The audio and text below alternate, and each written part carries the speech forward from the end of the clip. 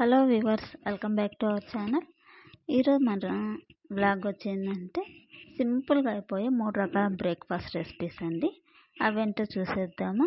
పులగం and ఉగ్గాని and vegetable rice అండి. ఇవి సింపుల్ అండ్ టేస్టీగా ఎలా చేసుకుందామో చూద్దాము. ఫస్ట్ అయితే పులగం రెసిపీ. దానికి కావాల్సినవి ఫస్ట్ వచ్చేసి రైస్ అండ్ పెసరపప్పు ముందుగా నానబెట్టి పక్కన పెట్టుకోవాలి, నీట్గా కడిగి. పులగానికి అయితే ఎక్కువగా పెసర్లు అయితే యూస్ చేస్తారండి. నా దగ్గర పెసర్లు లేవు కాబట్టి నేను పెసరపప్పు అయితే తీసుకున్నాను. మీ దగ్గర పెసర్లు ఉంటే పెసర్లు యూస్ చేయొచ్చు. నెక్స్ట్ దానికి కావాల్సినవి ఆనియన్, టమోటా అండ్ పచ్చిమిర్చి అండ్ జీలకర్ర అండ్ మిరియాలు. అవన్నీ చిన్న చిన్నగా చాప్ చేసి పక్కన పెట్టుకోవాలి. నేనైతే ఈ రెసిపీని కుక్కర్లో చేస్తున్నానండి. ఫస్ట్ అయితే కుక్కర్ పెట్టి అందులో కొంచెం ఆయిల్ వేసుకొని నెక్స్ట్ అందులో జీలకర్ర, మిరియాలు అండ్ ముందుగా మనం కట్ చేసుకున్న ఆనియన్ అండ్ అల్లం ముక్కలు అయితే వేసుకొని బాగా ఫ్రై చేసుకోవాలి. అందులోనే కొంచెం కొత్తిమీర, కరివేపాకు కూడా వేసి ఫ్రై చేసుకోవాలండి.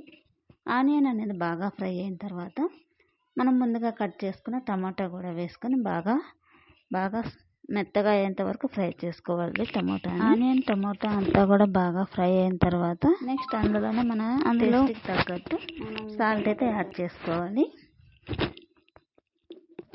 సాల్ట్ యాడ్ చేసుకున్న తర్వాత మనం ముందుగా కడిగి నానబెట్టుకున్న రైస్ అండ్ పెసరపప్పు అయితే అందులో వేసుకోవాలండి.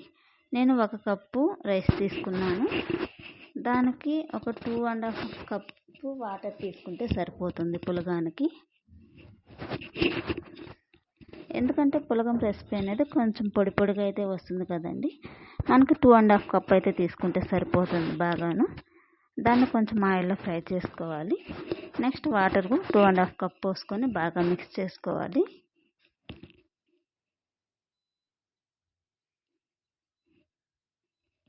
ఇలాగ బాగా మిక్స్ చేసుకున్న తర్వాత అది కొంచెం బాగా తెల్లేంత వరకు ఉండిచ్చి మనం కుక్కర్ మూతగాని పెట్టామంటే వాటర్ అనేది బయటికి రాకుండా ఉంటుందండి. నెక్స్ట్ మనం కుక్కర్ మూత పెట్టి ఒక 3 విజిల్స్ కానీ పెట్టామంటే మన టేస్టీ పులగం రెసిపీ అయితే రెడీ అయిపోతుంది. చూసారు కదండి మీరే ఎంత బాగా వచ్చిందో పులగం అనేది. పొడి పొడిగా చాలా టేస్టీగా ఉంటుంది. నెక్స్ట్ వచ్చేసి ఉగ్గాని అండి. ఇదైతే చాలా ఈజీ అండి, టేస్ట్ కూడా సూపర్ ఉంటుందండి. ఇది కంపల్సరీ ట్రై చేయండి. చూసారు కదండి, చూస్తేనే నోరు ఊరిపోయేంత టేస్టీగా ఉంటుంది ఇది. దీనికి కావాల్సినవి ఫస్ట్ అయితే మనం బొరుగులు నానబెట్టుకొని పక్కన పెట్టుకోవాలండి. నెక్స్ట్ ఒక ప్యాన్ పెట్టుకొని అందులో కొంచెం ఆయిల్ వేసుకొని పోపు దినుసులు వేసి ఫ్రై చేసుకోవాలి. అందులోనే కొంచెం వేరుశనగపప్పు వేసుకొని బాగా ఫ్రై చేసుకోవాలండి. వేరుశనగపప్పు ఫ్రై అయిన తర్వాత అందులో కట్ చేసిన ఆనియన్ అండ్ పచ్చిమిర్చి, కరివేపాకు అండ్ కొత్తిమీర వేసి బాగా మిక్స్ చేసుకోవాలి. ఆనియన్ అనేది బాగా ఫ్రై అయిన తర్వాత టమాటా కూడా వేసుకొని బాగా ఫ్రై చేసుకోవాలి. అందులోనే కొంచెం సాల్ట్ వేసుకోవాలండి. సాల్ట్ అనేది మనం చూసి వేసుకోవాలి, ఎందుకంటే ఆల్రెడీ బొరుగుల్లో ఉంటుంది కాబట్టి మనం చూసుకొని మనకు టేస్ట్కి తగ్గట్టు సాల్ట్ అయితే యాడ్ చేసుకోవాలి. చూసారు కదండి, బొరుగులు బాగా మెత్తగా నానిపోయాయి. మన పోపు కూడా రెడీ అయిపోయింది. దాంట్లో కొంచెం పసుపు అయితే యాడ్ చేసుకొని బాగా మిక్స్ చేసుకోవాలి. అంతా కూడా మిక్స్ అయిన తర్వాత మనం ముందుగా నానబెట్టిన బొరుగులు ఉన్నాయి కదండి. చూసారు కదండి బొరుగులు అనేది ఎంత బాగా నానాయో. వీటిని మనము వాటర్ లేకుండా అయితే మనం ముందుగా పోపు పెట్టుకున్నాం కదండి, ఆ పోపులో అయితే గట్టిగా వాటర్ లేకుండా పిండి అయితే వేసుకోవాలి బొరుగులు. అప్పుడే ఉగ్గాని అనేది చాలా టేస్ట్గా ఉంటుంది. వాటర్ అనేది అస్సలు ఉండకూడదండి, మెయిన్ పాయింట్ అది.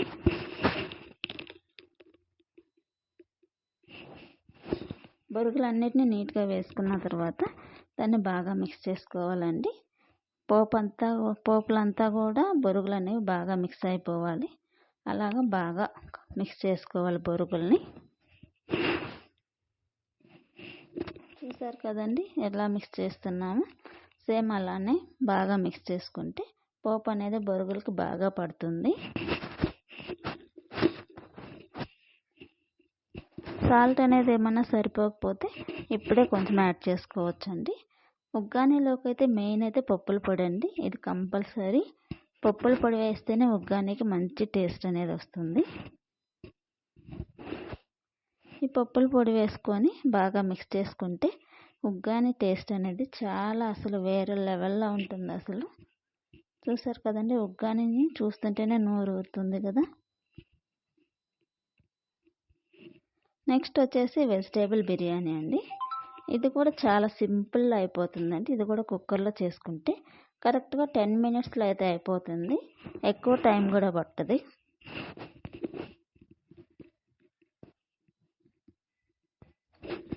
ఇట్లా చేసుకుంటే మాత్రము అసలు టేస్ట్ మాత్రం సూపర్ అంటే చాలా బాగుంటుందండి. ఒకసారి ఇది కూడా ట్రై చేయండి.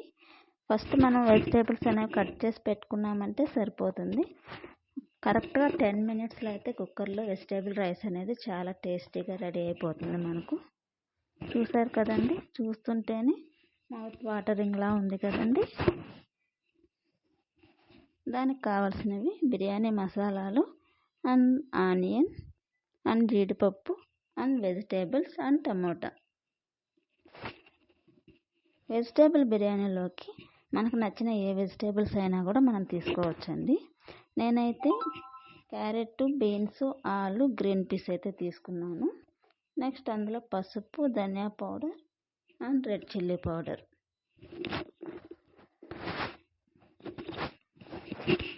నేనైతే కుక్కర్లో చేస్తున్నానండి. అందుకని కుక్కర్ పెట్టుకొని కొంచెం ఆయిల్ వేసుకొని పోపు ఈ మసాలాలన్నీ కూడా బిర్యానీ మసాలాలన్నీ కూడా వేసుకొని బాగా ఫ్రై చేసుకోవాలండి. నెక్స్ట్ అందులోని కట్ చేసుకున్న ఆనియన్ వేసుకొని ఫ్రై చేసుకోవాలి.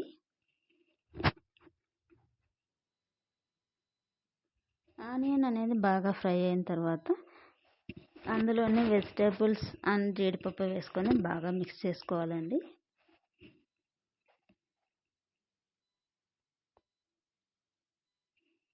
చూడండి, ఆనియన్ అనేది బాగా గోల్డెన్ బ్రౌన్ కలర్ వచ్చేంత వరకు ఫ్రై చేసుకోవాలి. వెజిటేబుల్ ఏ బిర్యానీలో అన్నా కానీ ఆనియన్ అనేది బాగా ఫ్రై అయితేనే ఆ బిర్యానీకి మంచి టేస్ట్ అయితే వస్తుంది. అందులోనే 1 టీ స్పూన్ ఆఫ్ అల్లం వెల్లుల్లి పేస్ట్ వేసుకొని బాగా మిక్స్ చేసుకోవాలి. అల్లం వెల్లుల్లి పేస్ట్లో ఉండే పచ్చివాసన అంతా కూడా పోయేంత వరకు బాగా ఫ్రై చేసుకోవాలండి. నెక్స్ట్ అందులో మనం కట్ చేసి పెట్టుకున్న వెజిటేబుల్స్ అయితే యాడ్ చేసుకోవాలి. వెజిటేబుల్స్ అన్నీ కూడా బాగా ఫ్రై అయ్యేంత వరకు ఫ్రై చేసుకొని మనకు టేస్ట్కి తగ్గట్టు సాల్ట్ కూడా యాడ్ చేసుకోవాలి. నెక్స్ట్ అందులోనే మనం ముందుగా కట్ చేసి పెట్టుకున్న టమోటా అయితే అందులో యాడ్ చేసుకోవాలండి.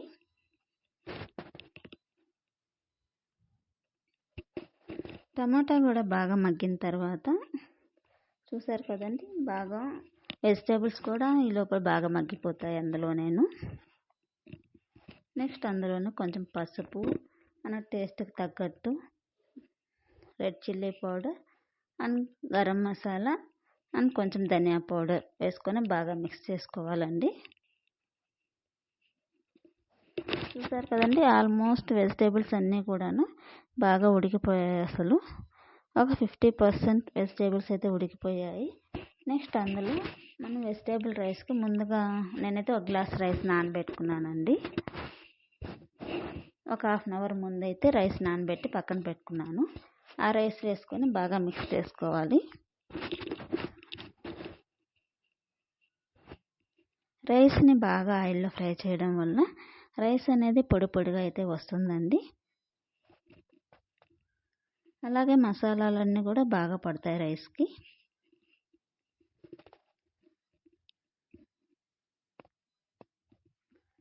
రైస్ని బాగా ఆయిల్లో మిక్స్ చేసిన తర్వాత నేను 1 గ్లాస్ రైస్ తీసుకున్నానండి. ఇవి వచ్చేసి ఎల్లో బుల్లెట్ రైస్. వీటికి 1 గ్లాస్ రైస్కి 2 గ్లాస్ ఆఫ్ వాటర్ అయితే బాగా సరిపోతుంది. 2 గ్లాస్ ఆఫ్ వాటర్ పోసుకొని ఇప్పుడే మనకు టేస్ట్కి తగ్గట్టు స్పైసెస్ అండ్ సాల్ట్ అయితే చెక్ చేసుకోవాలి. నెక్స్ట్ ఇలాగా కొంచెం బాయిల్ అయ్యేటప్పుడు మనం టేస్ట్ చూసుకొని సరిపోయిందా లేదా చెక్ చేసుకొని యాడ్ చేసుకోవచ్చండి. ఇలా బాయిల్ అయిన తర్వాత మనం కుక్కర్ మూత కనిపెట్టి ఒక 3 విజిల్స్ కనిపెట్టామంటే మన వెజిటేబుల్ బిర్యానీ అనేది రెడీ అయిపోతుంది.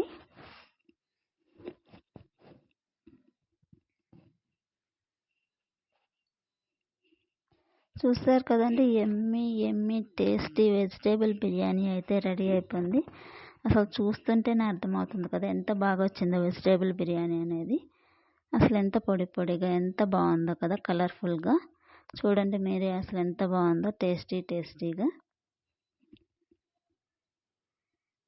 ఇలా ఒకసారి ట్రై చేయండి. సూపర్ బ్రేక్ఫాస్ట్ రెసిపీస్ అండి.